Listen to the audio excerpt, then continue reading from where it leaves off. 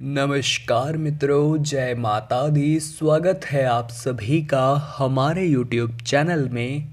तो तुला राशि वालों, नवरात्रि शुरू होने से पहले घर से बाहर निकाल फेंके यह कुछ चुनिंदा चीज़ें, क्योंकि यही आपके दुर्भाग्य का कारण है। और 26 सितंबर से 5 अक्टूबर तक शारदीय नवरात्रि की शुरुआत होने वाली है। और हर व्यक्ति चाहता है कि माता रानी उसके घर में प्रवेश करें। नवरात्रि का पावन पर्व माँ दुर्गा को प्रसन्न करने और उनकी कृपा पाने के लिए खास माना जाता है। नवरात्रि के 9 दिनों में माता रानी भक्तों के घर में वास करती है। हालांकि माता सभी भक्तों के घरों में नहीं आती, क्योंकि हमारे घरों में कुछ चीज़ ऐसी होती है जिससे माता रानी घर में नहीं आती। माता रानी को साफ सुथरा घर ही पसंद है। कुछ ऐसी चीज़ें होती है जो माता को आपके घर में नहीं आने देती। अगर नवरात्रि से पहले आपने इन चीज़ों को घर के बाहर निकाल दिया तो आप फ़ायदे में रहेंगे। उन्हीं के बारे में वीडियो में बात करेंगे। शुरू से लेकर अंत तक अगर आप वीडियो को देख लेंगे तो फ़ायदा आप ही का होगा। वीडियो के साथ अंत तक बने रहिए। सबसे पहले माता रानी के सच्चे भक्त इस वीडियो को लाइक करें और कमेंट बॉक्स में जय माता दी जरूर लिखें। सबसे पहले नंबर पर जो चीज़ आती है दोस्तों, वो है फटे पुराने कपड़े।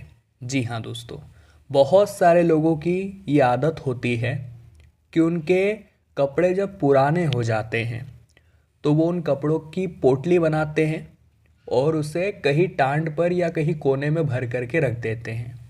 वो यूँ नहीं सोचते कि ये कपड़े किसी के काम आ सकते हैं। उसे तो वो पोटले में भरकर साइड में रखते हैं, जिसका असर क्या होता है, घर में दरिद्रता का वास होने लगता है। हमारा आपसे आग्रह है, अगर आपको लग रहा है कि कपड़े पुराने हो चुके हैं, फट चुके हैं, तो उन्हें सिला लीजिए और किसी गरीब व्यक्ति को दे दीजिए। हो सकता है वो आपकी ज़रूरत नहीं है, परंतु वो किसी और की ज़रूरत बन जाए और आपके घर से फालतू का सामान भी निकल जाए। नवरात्र शुरू हो उससे पहले इस बात का खास ख्याल रखिएगा कि आपको फटे पुराने कपड़े घर से बाहर निकाल देने हैं।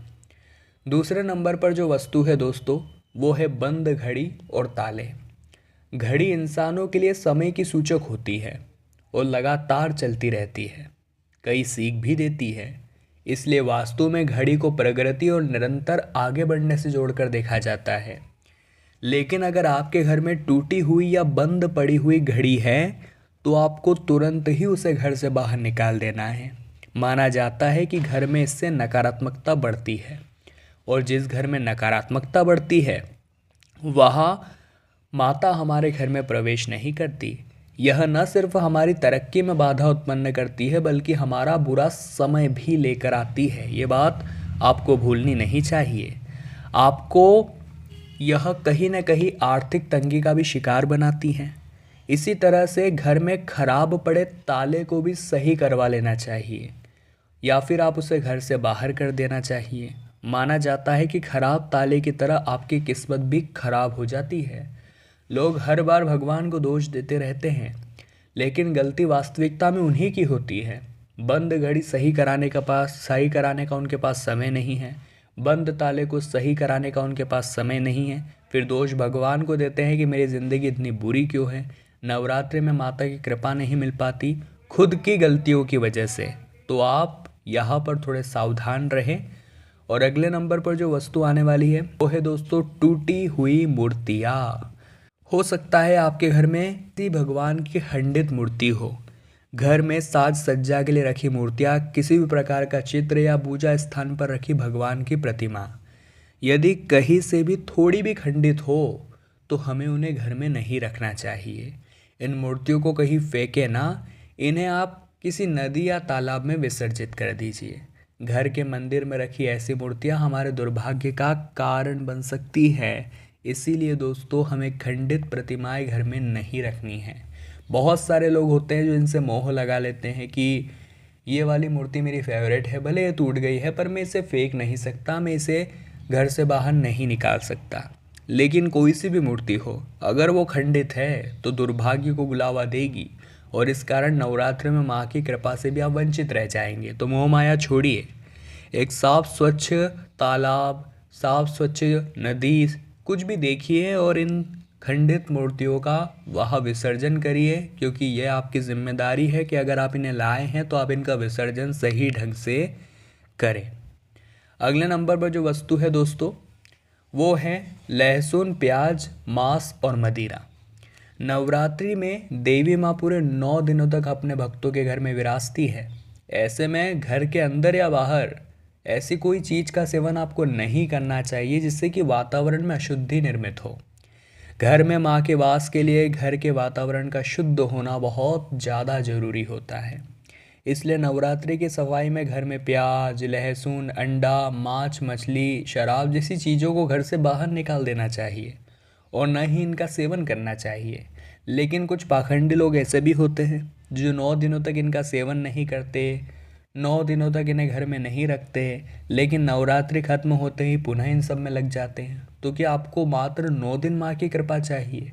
अगर आपको ज़िंदगी भर सालों साल माँ की कृपा चाहिए तो ये आचरण तो आपको लगातार अपनाना चाहिए।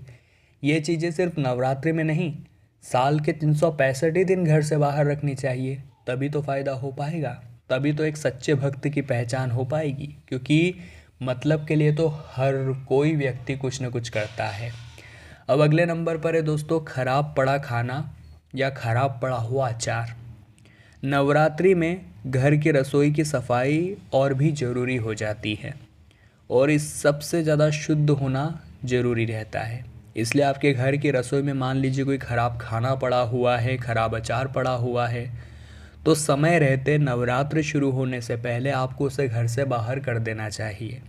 घर में खाने पीने की चीज़ों के सड़ने तथा खराब रहने से माँ दुर्गा नाराज़ हो जाती है। बहुत सारे लोगों की आदत होती है कि वो कई दिनों तक खराब पड़ा हुआ सामान या फिर चीज़ को साफ़ करने के लिए फ्रिज में रख देते हैं और भूल जाते हैं, वो अंदर सड़ती रहती है और यही चीज़ें तो आपके लिए दिक्कत देती है।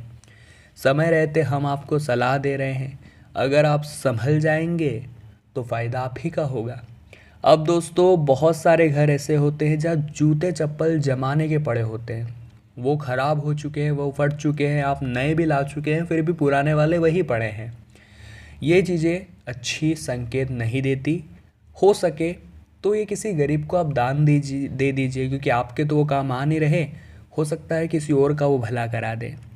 कांच के टूटे हुए टुकड़े या टूटे हुए बर्तन अशुभ कहलाते हैं।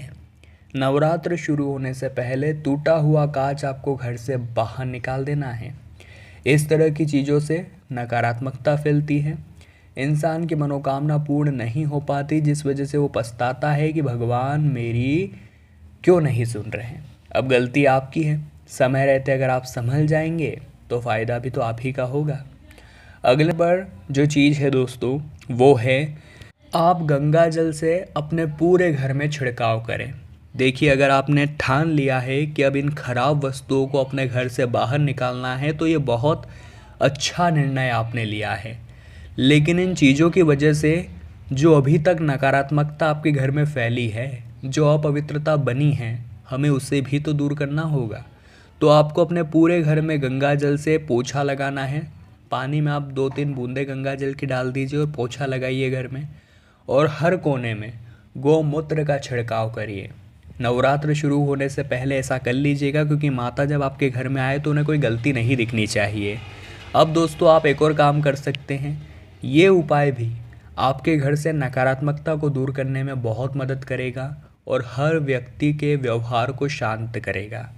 आपको कुछ कपूर लेने हैं, 4 टुकड़े कपूर के ले लीजिए, उसके ऊपर 2 लौंग रख करके इन्हें जलाकर इनका जो धुआं निकल रहा है वो घर के हर कोनों में आपको करना है। जी हाँ दोस्तों, इसका असर क्या होगा, इस धुएं से नकारात्मकता आपके घर के बाहर भाग जाएगी, घर में सकारात्मकता का वास होगा, हर तरफ से सुख संपन्नता होगी।